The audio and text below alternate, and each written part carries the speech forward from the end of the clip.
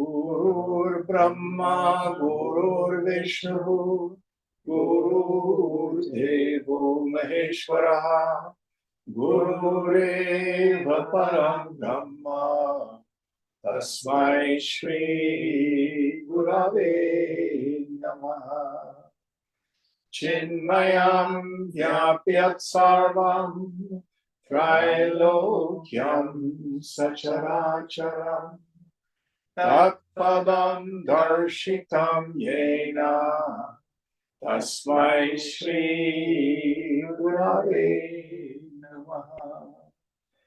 Tvameva Mata Cha Pita Tvameva Tvameva Bandhuscha Sakha Tvameva Tvameva Vedya Dravidam Tvameva Tvameva Sarvam Mama Deva Deva Tvameva Sarvam Mama Deva Deva.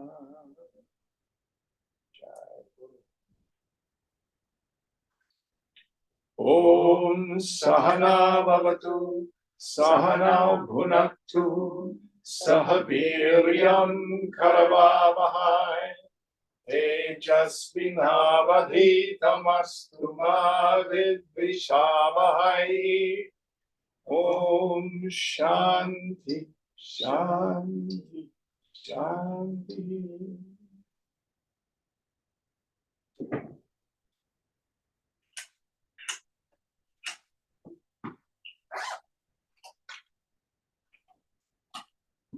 Let me see if that's something that was urgent. They were certainly insistent.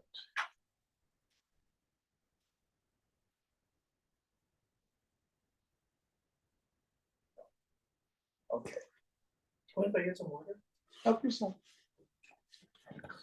So we're, would you push the box, please, for me? We are in the section on the qualifications of a fit student becoming adhikari. And last week, Shankara said something that's very important for us to remember, that success in spiritual endeavors is entirely due to the degree of the qualifications of a fit student. Other factors, such as time and place, though important, are fundamentally secondary. So, what Swamiji used to say is, if we are having trouble with our sadhana, with our practice, this is the place, this is the scripture to go to. Return to the 4 qualifications of a fit student and see if you need a tune-up in one area. Any thoughts on this? All right, charging ahead. I think we're in verse 17. Is that correct? Yes, that's correct. Vivekino viraktasya shamadi gunashalinaha mumukshoreva hi brahma jigyasa yogyatamata. He alone is considered qualified to inquire after the supreme reality, who has discrimination, detachment, qualities of calmness, etc., and a burning desire for liberation. So these are the 4 qualifications. The first, Viveka, which means discrimination. And we will cover this on subtler and subtler levels as we continue on our sadhana. Number 2, Vairagya. Now, we'll get to what those deep implications are with that when he goes into it. The third qualification he calls Shama Adi Guna. Shama Adi Guna. Adi means the beginning of a series, or sometimes it's translated as etc. Qualities of Shama, etc. And then the fourth, Mumukshutva, a burning desire for liberation. Now, I want to point something out. Throughout this text, Shankara will sometimes repeat an important idea. He'll say it again with different words, different metered poetry, etc. When we come to those sections of the text, our spiritual antenna should go up. Uh-oh, this is super important stuff if he repeats it. So keep an eye out for that as we go through the text. Did everybody understand that? So now this is his first mention of the four qualifications of a fit student. Let's see if he drops it and goes on. Next verse. Section 7, the four qualifications. Sadhananyatra chatvari kathitani manishivihi yeshu satsveva sannistha yadbhavena siddhyati. Great sages have spoken of four qualifications for attainment, which, when present, succeed in the realization of Brahman, and in the absence of which the goal is not gained. Said it again in different ways. So if we have them, the goal is gained. If we're lacking, we do not. The goal is not gained. It's that important. That important. Now, what do you and I usually do? Oh, I'm going to go to the back of the book. I've been told the Mandukya is the highest and greatest of the Upanishads. I think I'll study that one first. Any of you have that particular view of life? I'm going to tell you a true story. Many of you know that for years I was a professional musician. And I was a terrible pianist. I wouldn't say that. I was okay. But I was so impatient. I didn't want to practice scales. And I was told, if you're learning a Beethoven sonata, don't fake the hard parts. Stop. Play the passage slowly. Did you get this stuff on your violin too? Yeah. And then slowly speed it up. But what did I do? I want to play the easy parts. And I'm just fake the scale passage or fake the turn, and I never learned to play them well because I was not adhikari as a musician. I used to joke with people after 40 years being a professional singer.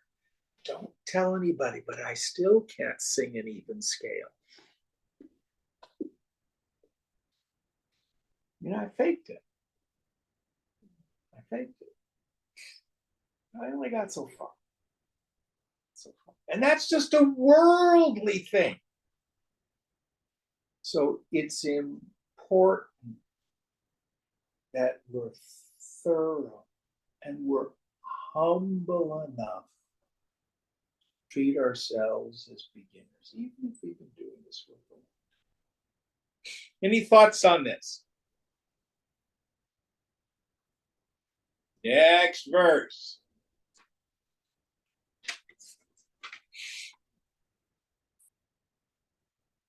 Adau nityanityavastu viveka pariganyate ihamutra phala bhoga viragasta tadantaram shamadesh shatakas sampatti mumukshutvam iti sputam.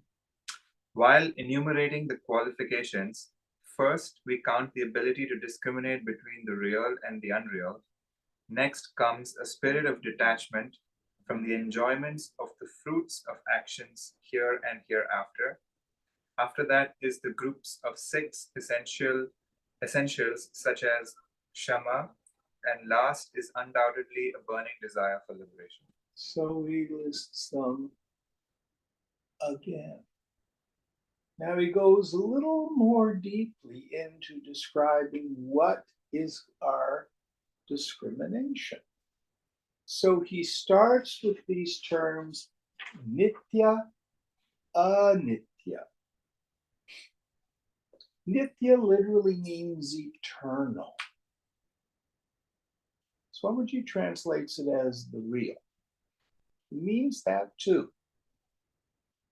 But nitya does not mean really old. We have two other words, sanatanam or puranam, which means ancient, really old. Nityam is the eternal now.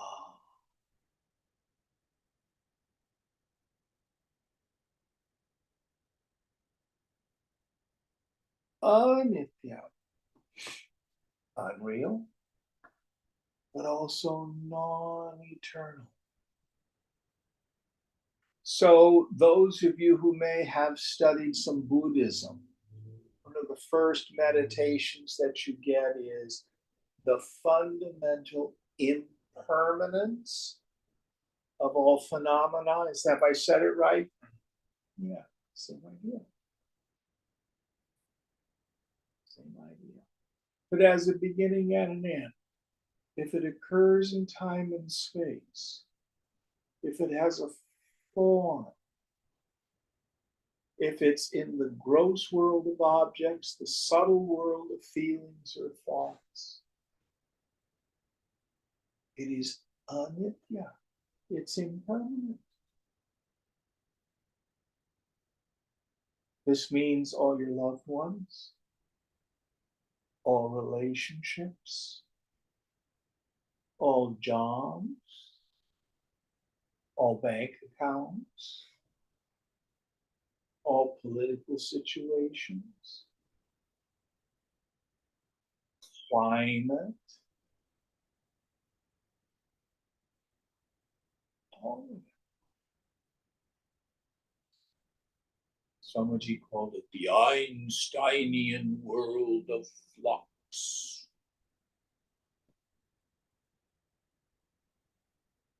This is called the Jagat, the creation, because it goes Jaga, Jaga, Jaga, Jaga, Jaga, Jaga, Jaga. It's always moving and changing. But is there something that is an eternal factor?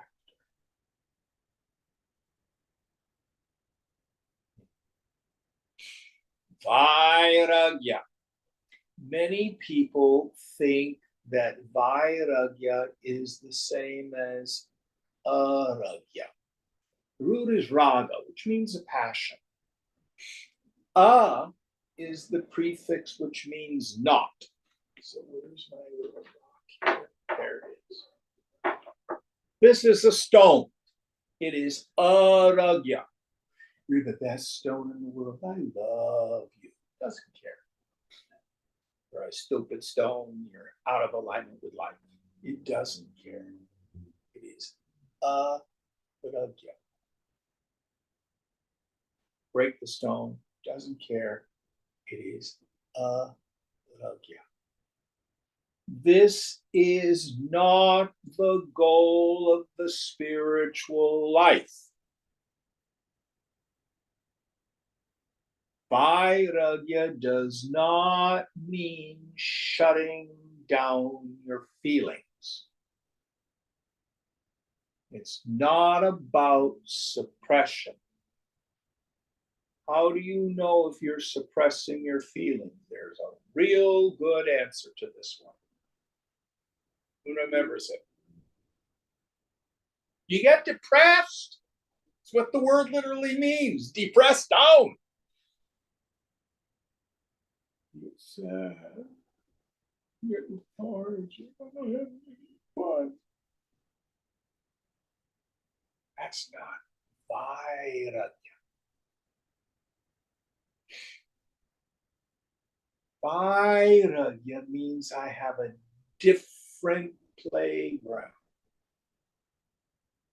My passions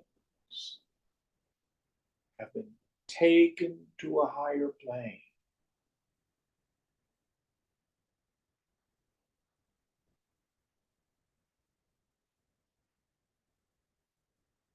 Interested. Now, for example, those of you here in the room, you're not kids. Did you ever like to go out to the dance clubs on the weekends and get just smashed? Any of you do that? Especially her, I bet. Do you do that anymore?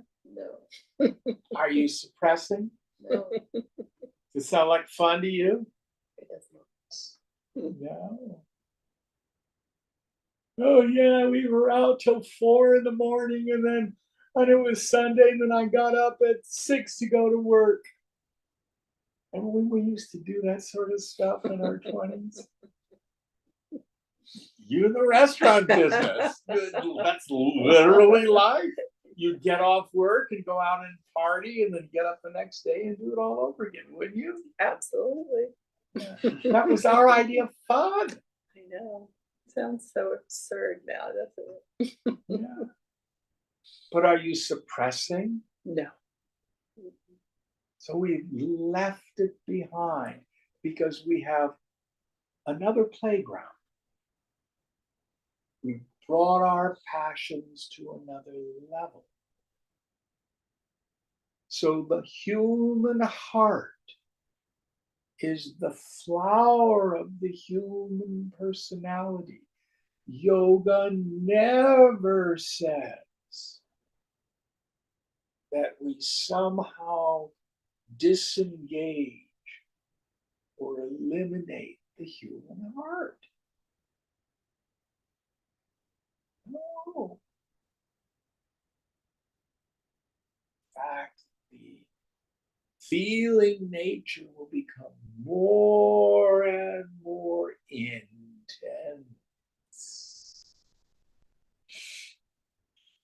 I was talking with a student, haven't heard from him for a long time, yesterday. He's a Zen practitioner.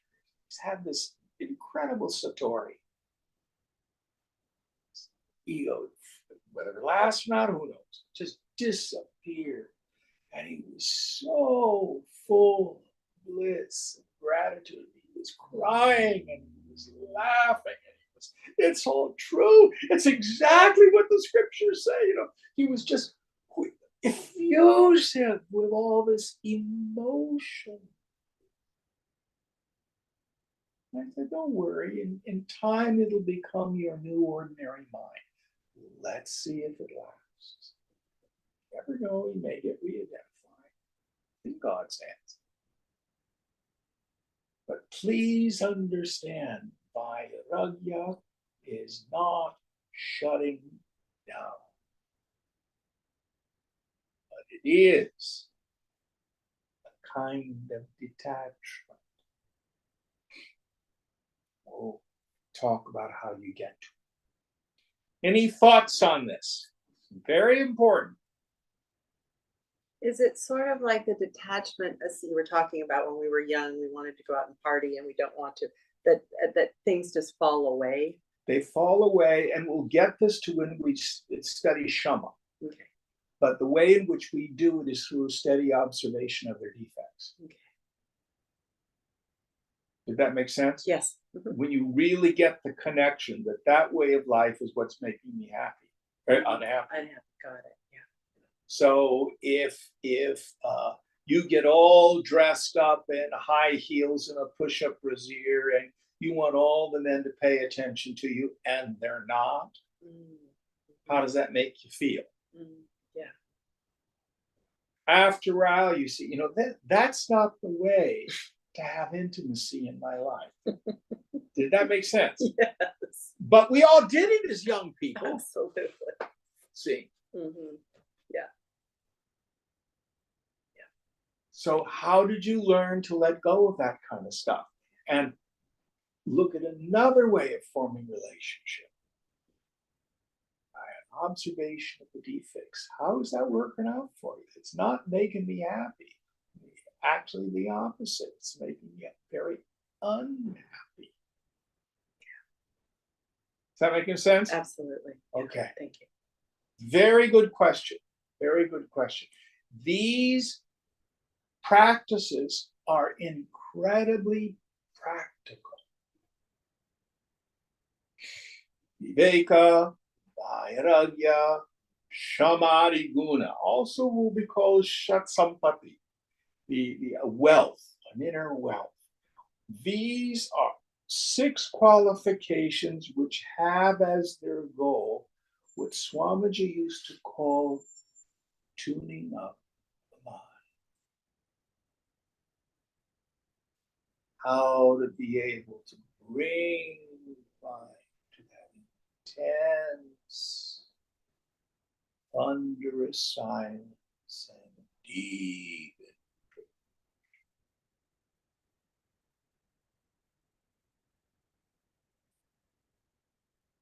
Now, when we're around the teacher, sometimes we get what Swamiji called borrowed glory. Come up to the teacher and he can show us this deep meditation. But in the end, that's to inspire us. We have to go home and get rooted in it ourselves. So that's what this group of 6 of Shama, etc. The last one, Mumu Krutva. You've heard me say this many times. Self-realization is not difficult. You don't have to have a high IQ. You don't have to learn Sanskrit. You want to teach, it's a value to learn Sanskrit, but not to be the student. You don't have to read 100,000 books. Don't you say you only need 2? Gita and this one. Doesn't mean the others are not of value. But everything you need to know is in those 2 books.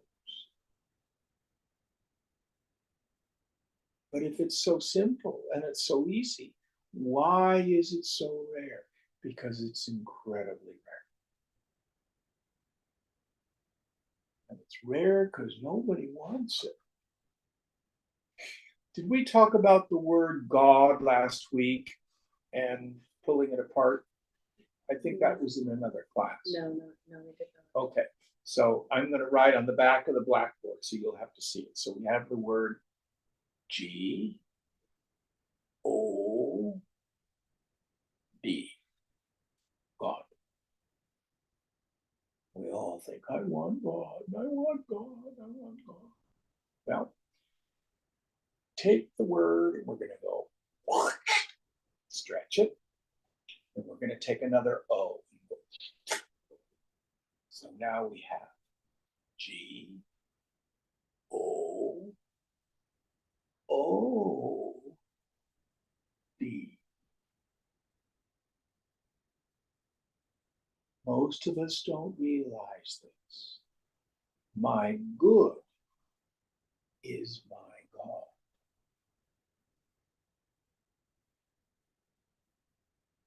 Oh, yes, I want self-realization. I really, really want to do yoga and stuff like that. But my relationship is the most important thing in my life. I really want God, but I'm so afraid of financial insecurity. I really want God, but I'm just obsessed with what other people think of me. I really want God, but family. I just, I just have these duties and responsibilities to my family. These are thoughts we all have.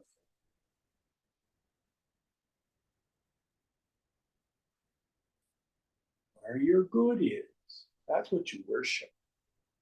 And that's where you get your joy. I find it so funny in AA. One of the steps we have is make the decision to turn our will and our lives over to the care of God as we understand God. People come into the program, well, I'm not turning my will over to anything. Oh, and you haven't realized that for the past 20 years, you turned your will and your life over to alcohol or drugs. That was your higher power. You would do anything to get high. You're homeless, absolutely broke. But did you get your drugs or alcohol? No. That was your God. And most of us are false idols. They're not quite so damaging. But they're there. This is what the Master Jesus meant when he says you cannot love God and mammon. Mammon here, some people think wealth, but we want to think of it in a much broader sense. As long as you think that your joy comes from the world, God's a pinch hitter. It's not going to happen. Any thoughts on this? So how do we make that shift? We'll get there. Okay. Again, we're back to Shama. I'll tell you, it's through a steady observation of the defects of the world. How does a person give up drinking and actually gets into recovery, not just white knuckling it? They get sick and tired of being sick and tired. They hit a bottom. You get the desire to not drink. That puts you in another path. It is theoretically possible for us to grow spiritually through inspiration. Gita says in the 7th chapter we just covered, Krishna, the best are those who desire wisdom. But the fact is, most of us come to spiritual unfoldment as a response to our suffering.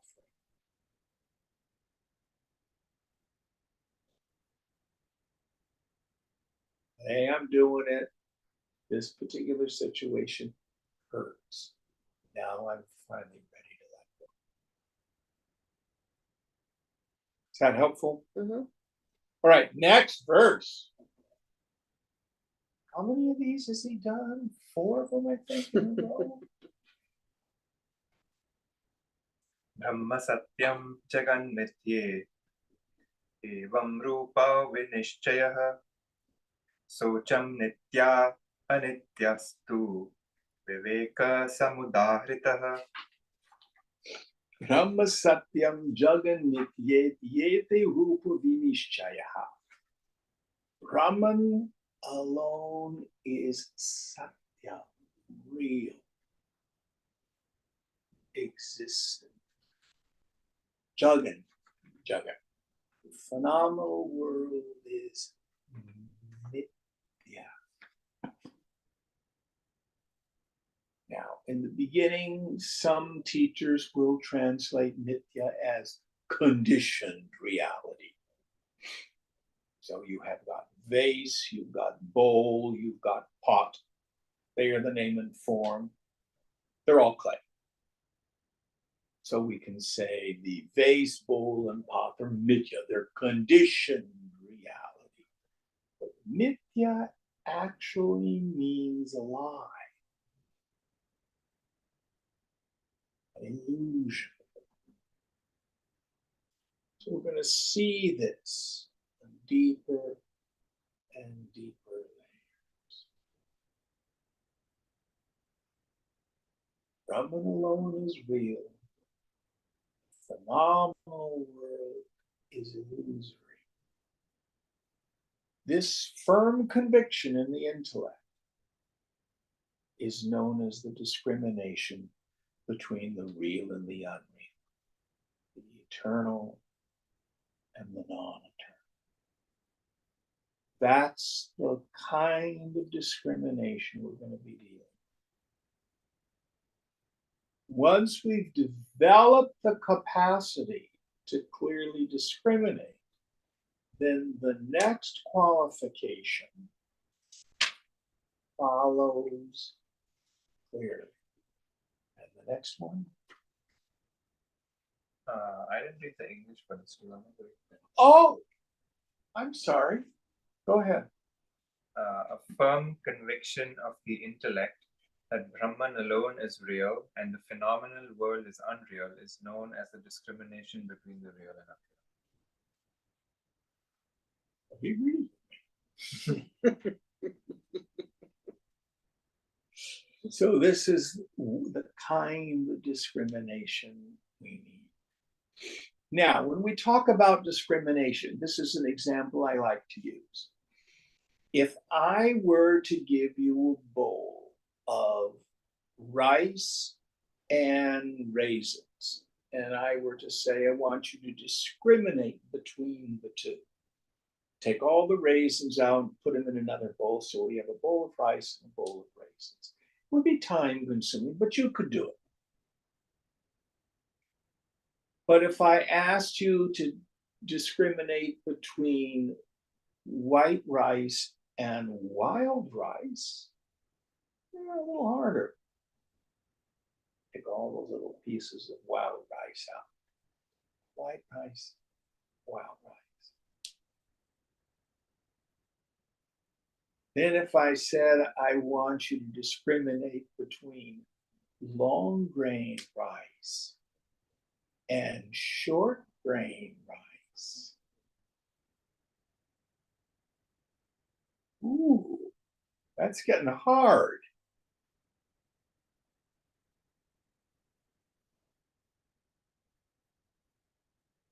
And then finally, to discriminate between Minnesota long grain rice and basmati rice. The flavor is different, but they look almost like. I think the Minnesota rice is just a bit smoother. Am I right? Yeah, I think so. So when we say the ability to discriminate between the eternal and the non-eternal, between the real and the unreal, between what is and what's illusory, between the subject and all the objects. So everybody look at the table. Are you a table? No, that's pretty obvious. But to be able to discriminate between the real self, aham, and the phony or shadow self, the ego self, ahankara. That takes a very subtle, very quiet moment.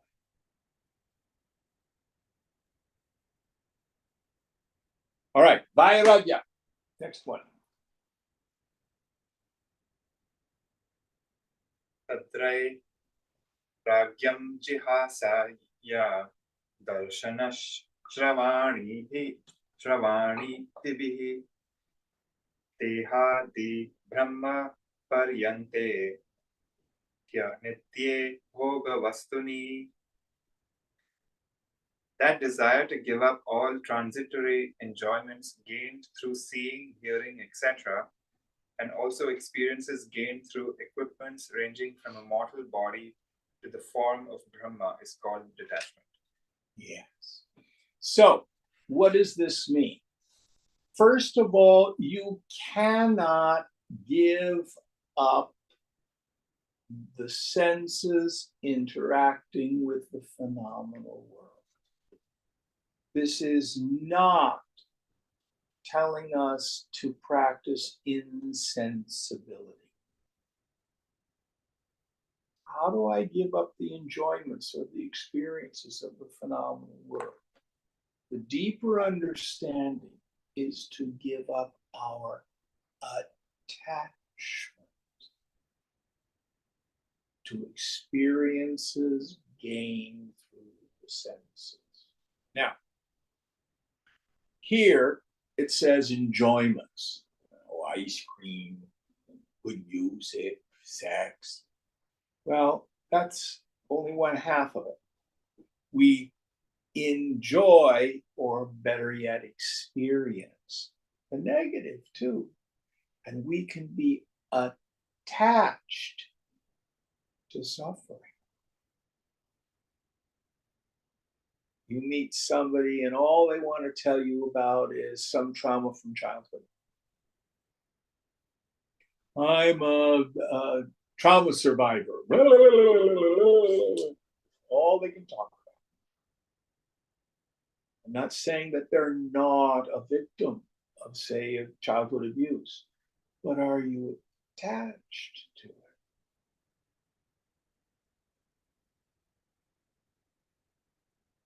Or every Friday you get together with your coworkers and totally dish management at work. Who's ever been in a work environment where that happens? Did you see what so and so did? And what they said to so and so? Oh, he's such a jerk. You know, so attached to our suffering. Oh, the world's a terrible place. It's scary. Everything sucks. So we can have attachment to pleasurable things and attachment to misery producing things. But all of this stuff is gained through sensory experience.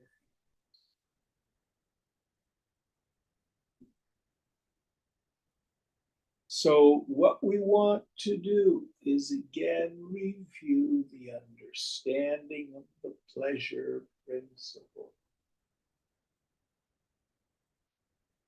I desire. It's the desire itself that hurts. What do I do about it? I go get the object of desire. People, places, things, or conditions. Desire, not desire, become one. For a moment, the desire is gone away. Oh, I'm happy now.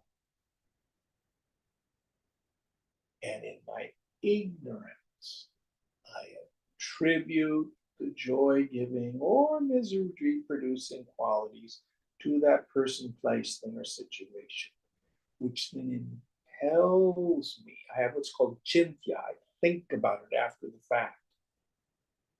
I want to repeat it.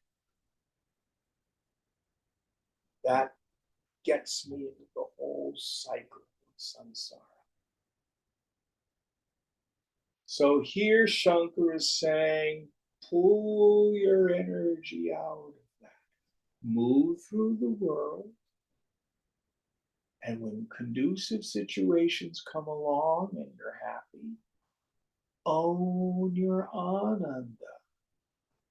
The phenomenal world is not bad. It's void. It's shunyata. I've just used that object to induce the temporary mind state of freedom from desire.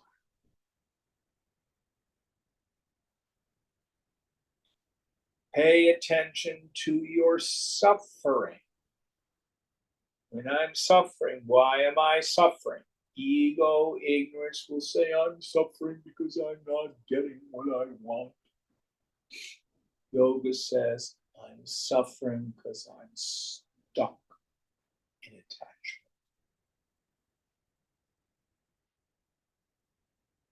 So when I was doing sadhana in the ashram, I had a nickname for my mind. Mudha. What does mudha mean? Food. There you are with a want on again, Jim. Or the opposite. And it's so boring. And it's so repetitive.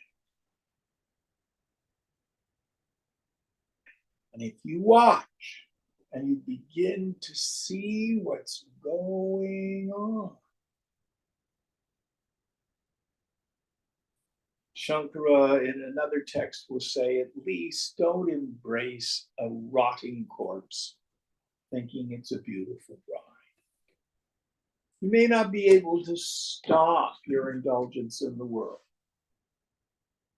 but see it for what it is. And here note that Shankara says that desire to give it up doesn't mean we accomplish this overnight. Then the second half of the verse has to do with our identification with a form of self, starting from the body up to and including the form of Brahma, the creator. If I think I'm a person, if I think I'm the body, if I think I'm Jim, I'm in ignorance, I'm deluded. Endeavor not to resolve the struggle of ego, but to drop the struggle. Go, go.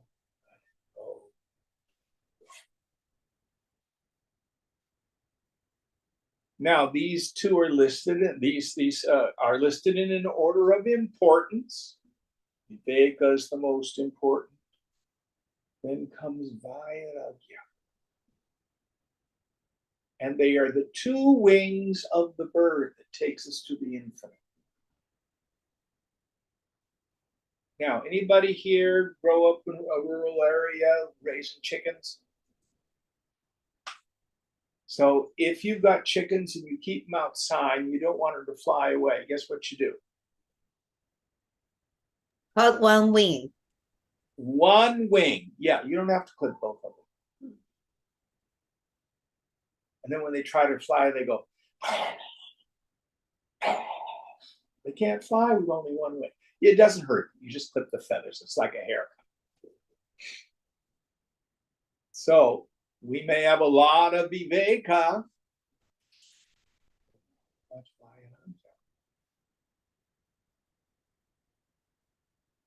We need both Viveka and Vairagya.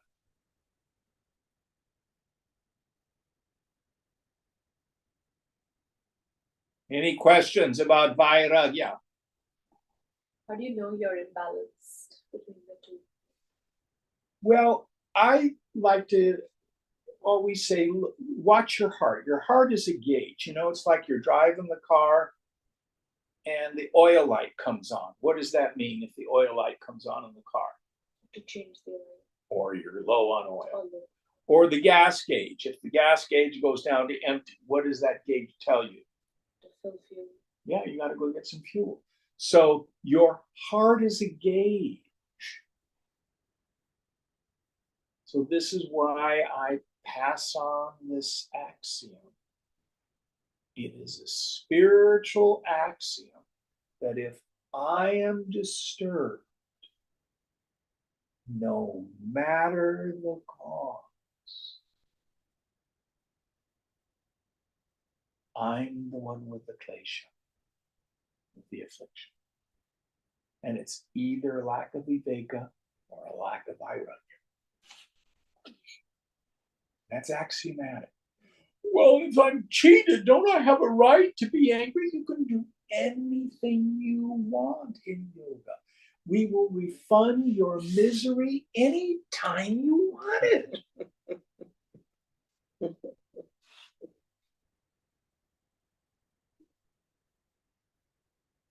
But always, the world and its people are oftentimes quite wrong, behave badly. But if I'm disturbed, I'm the one with the klesha, the affliction. I'm the one with the dosha, the defective character, which is always an attachment or an identification. Does that help? Yeah. Yes. It's brutal. It's brutal, but it's the truth.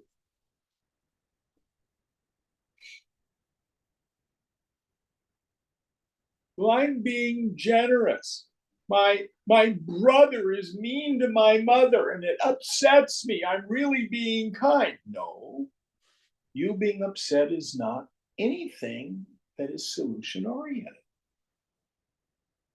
I don't know what the solution is, but your being upset is not part of the solution. Oh, I worry. My friend is so sick and I just worry. I worry. Is worrying helping them get better? Worry is not a solution. Not saying don't find solutions in the world. Of course you should. But if I'm upset, no matter the cause, I'm the one who needs to practice vairagya. I'm the one who is not practicing viveka.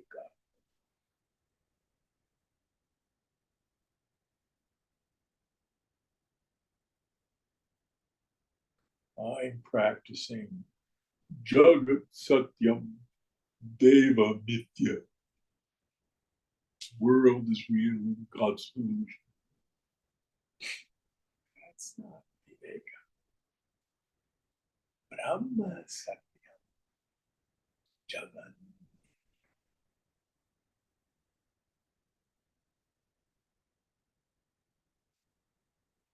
Any other thoughts, questions about Viveka or Vairagya? Jim, I notice sometimes that I'll just get slightly annoyed about something. I was with my mother all day yesterday, and by the end of the day, I was just kind of like had enough. I could just tell I was just wasn't mean but I just was getting like irritated, just kind of crunchy, and I just noticed it. I was like, I just need to, just pay attention to it. Is that what to do? It's a good place to start. Again, we don't turn it off like a light switch. The desire to give up these attachments and identifications is vairagya. So when those afflicting feelings come, the foolish person wants to get away from them. Mother, will you just shut up? I have to go now, Mother. Isn't that what our minds want to do? Yeah. Or here, have a big bottle of wine over the head.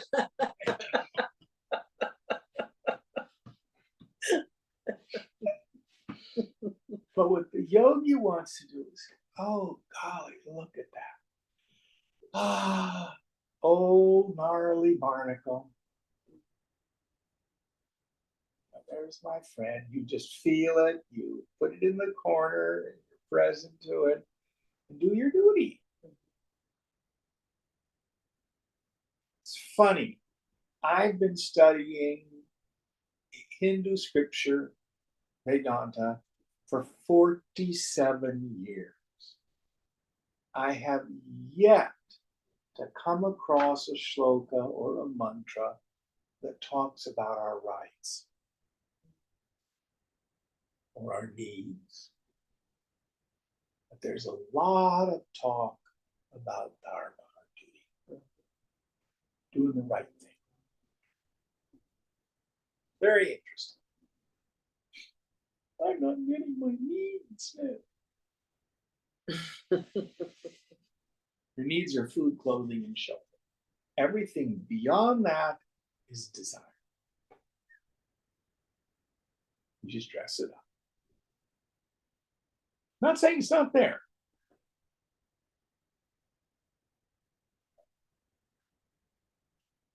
Okay. Viveka Vairagya. Yeah. One more question, sorry. On Viveka. So, I mean, here they say it's the real and unreal is like Brahman and not Brahman, so Jagat and Mhm. Brahman. But if you don't know what Brahman really is should you just pay attention to ego? It's that firm conviction in the intellect. It doesn't say our direct experience yet. Oh, And we'll get definitions of what Brahman is.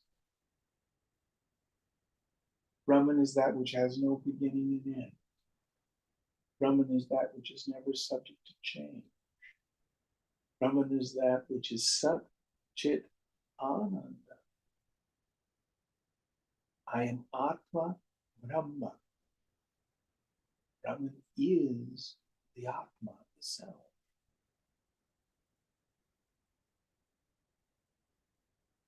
What is Jagat? Anything that has a beginning and an end. Anything that's confined to time and space. Anything that's in the waking, dream, and deep sleep state only. Most importantly, if it is known as objective phenomena.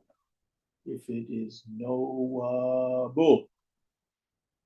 That's not it. Oh, I went to Burning Man and we did ecstasy. And I finally know what God really is. I loved everybody and everything. Oh, I want to get back there. How many times have I heard some form of that story? What were you doing before you dropped the ecstasy? Oh, we were driving up to the campsite. Who was aware of you driving? Oh, I was. When you took the ecstasy, who was aware of the ecstatic mind state? I was. What happened next? Oh, I came down and it rained and it was just awful. Who was aware of the rain and the mud? I was.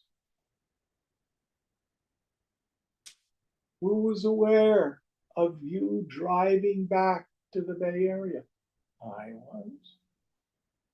Who is it who knows this conversation we're having right now? Me. That is what's real.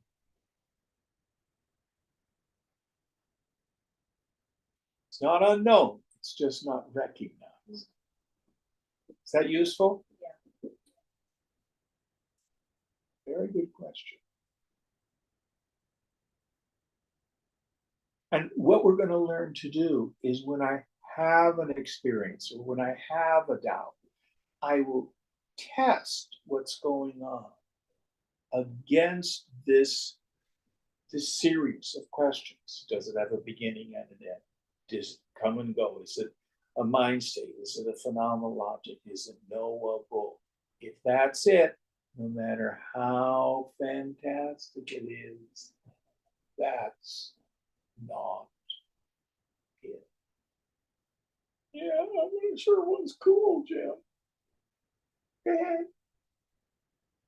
Do what you wish, but that's not it. you're deluded.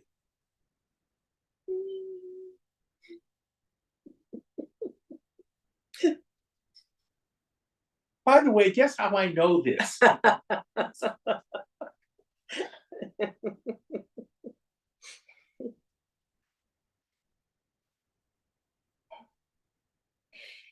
Next verse.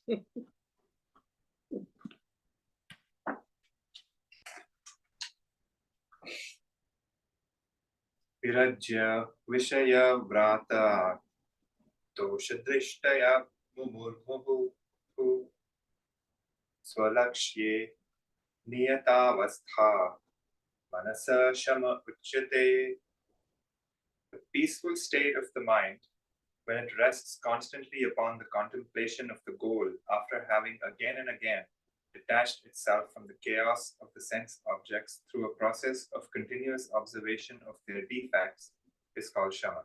Oh, I love this. I love it. He uses muhur muhu, doesn't he? Yeah, which means again and again. So this is our first attempt to let the sense organs reside in their sense center, keeping the mind introverted and tuned up. This is meditation in action. Now, in some Buddhist Vipassana retreats, they will have a practice where you sit for 40 or 45 minutes and then you walk for 10. Have any of you been on a retreat where you do that? And you walk very slowly around the meditation hall for 10 minutes. It's a moving, it's a walking meditation, very slow, with the idea that you can keep the mind in this very still state while you're functioning. So, practically speaking, usually most of us in the beginning can only do this for maybe 5 or 10 minutes at a time. It takes such attention. And when I was beginning to practice this, I would walk through Golden Gate Park because the ashram was right there on Stanton Street. And I would endeavor to walk through the park. And when I would see a bush, I would just see a bush. And I'd see a piece of paper on the ground, and I'd just see a piece of paper. And I'd look and I'd see the people playing baseball in the field. It was just people playing. Then I'd see dog poop, just dog. What the mind wants to do is see a good-looking man or woman. All that energy leaves you when you're my age, it's chocolate cake. Or you see something unpleasant, resist the annoyance. So here, we want to keep reining the mind and keeping it deeply tuned up. And as sensory data comes, we just let it pass through. Shankar will say you want to have a mind like a wicker basket. Just let the sensory data pass through like water through a wicker basket.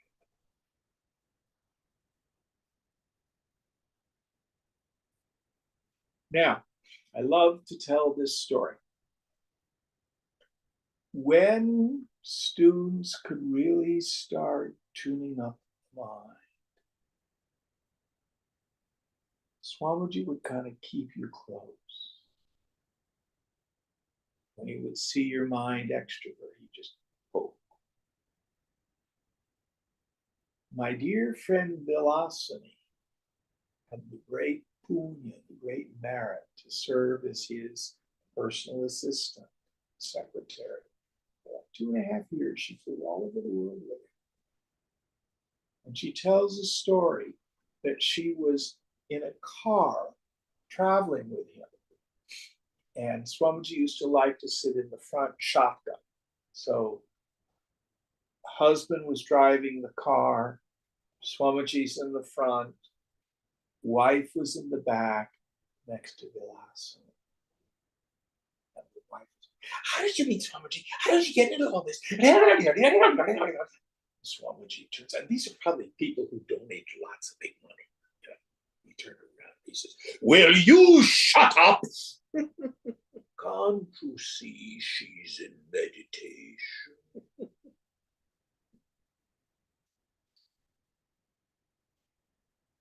So you have to keep it as a priority.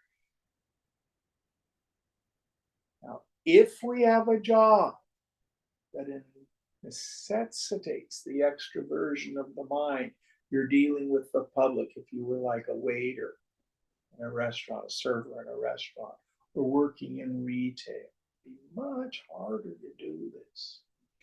So, for example, in Zen monasteries, the new monks who aren't established, they work in the gift shop or in the visitor center. The senior monks, they're out in the garden, just raking, or in the kitchen, just chopping vegetables.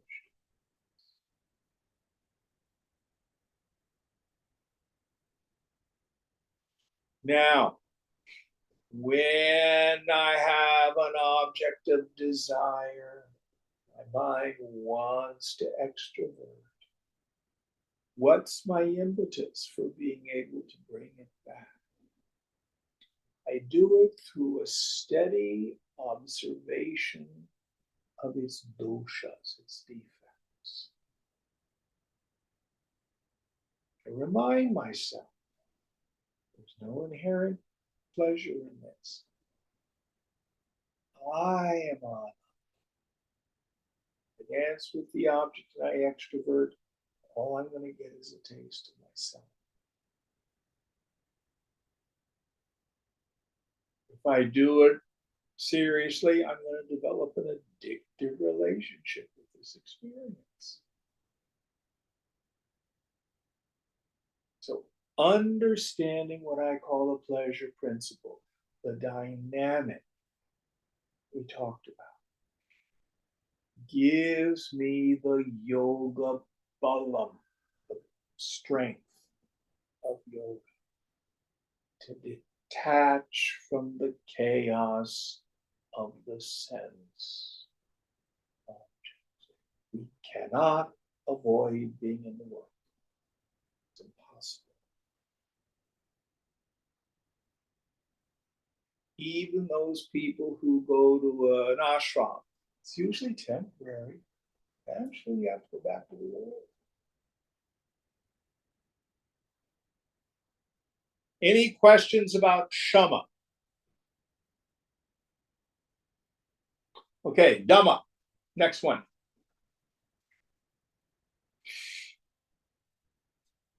Vishayebhya paravartya thapanam swaswagolake ubhashesham indrayanam sadama parikirtitaha brahmanalambalam vritteresho paratiruttama. Steering both kinds of sense organs of knowledge and action away from their sense objects and placing them in their respective centers of activity is called Dhamma, self-control. The best uparati, self-withdrawal, is that condition of thought waves in which they are free from the influences of external objects. So, the way I like to discern the difference between Shama and Dhamma is this. As I'm moving through the world and my senses contact a sense object, there's the tendency to let the energy go out and rub all over it. But sometimes the object of desire will arise in my mind first. Zachary's pizza. Deep dish Zachary's pizza. Chicago kind of pizza, you know. Lots of garlic and really good Parmesan cheese. You go down that road, guess what's going to happen?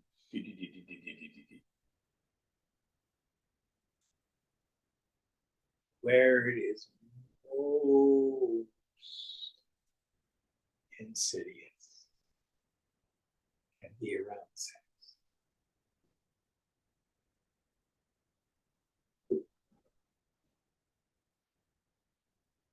Not saying not to have sex, but it can tyrannize us, especially when we're young.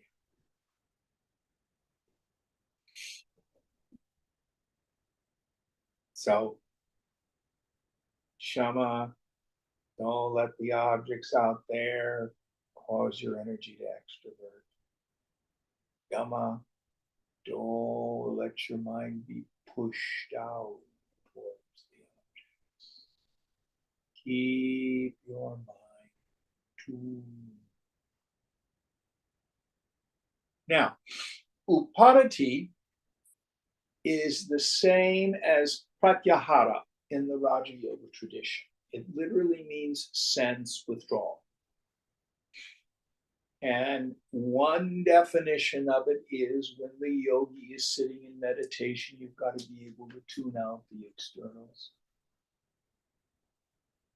But Shankara says, no, actually, the best Upadati is the culmination of Shama and Dhamma.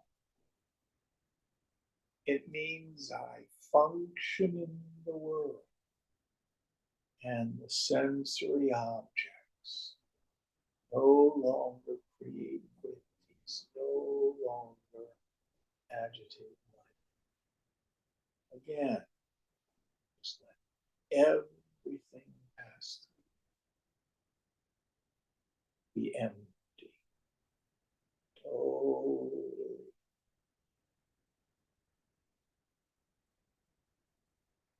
Calls this the best. Much harder to do than just tuning stuff out when you're in meditation seat.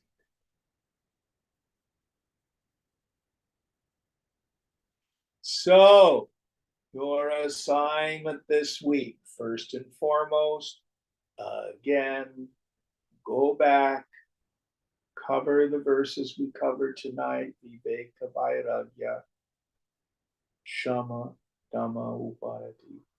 Read Swamiji's commentary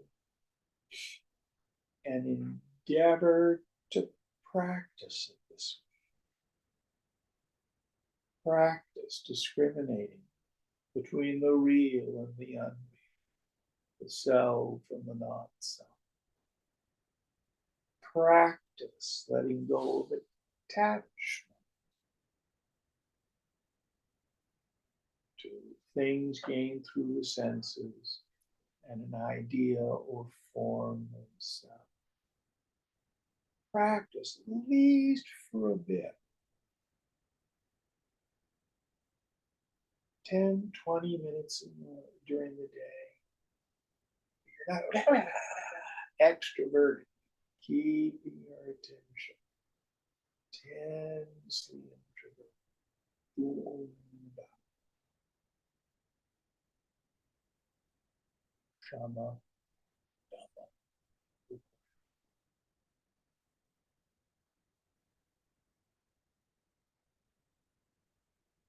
All right, we'll end here.